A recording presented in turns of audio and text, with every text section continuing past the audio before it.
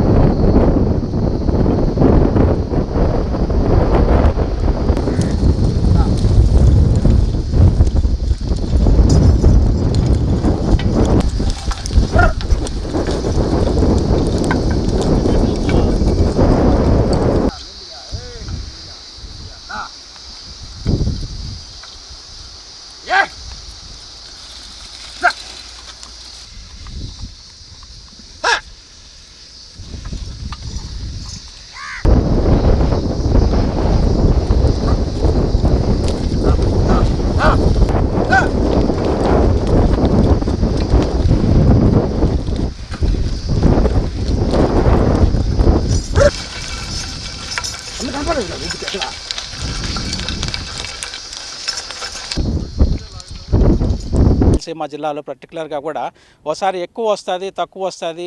కాబట్టి రైతు సోదరులంతా కూడా ఏక పంటగా ఏ పంట సాగు చేయకూడదు. వర్షాధారంలో ఎప్పుడు కూడా మనకు అంతర పంటలు సాగు చేసుకోవాలా, క్రాప్ డైవర్సిఫికేషన్ అనేది చేసుకోవాలి. ఒకే పంటగా వేసుకోకూడదు. వేరుశనగ వేసినట్లయితే అట్లీస్ట్ హార్వెస్టింగ్ టైంలో కూడా వర్షాలు వచ్చి పంట నష్టపోవడం జరుగుతుంది. కాబట్టి రైతు సోదరులంతా కూడా మనకు ఏ పంట ఉండే నేలను సూటబిలిటీ బట్టి, వర్షపాతాన్ని బట్టి మనము అంతర పంటలు సాగు చేసుకోవాలా. వేరుశనగతో పాటు కంది వేసుకోవాలా.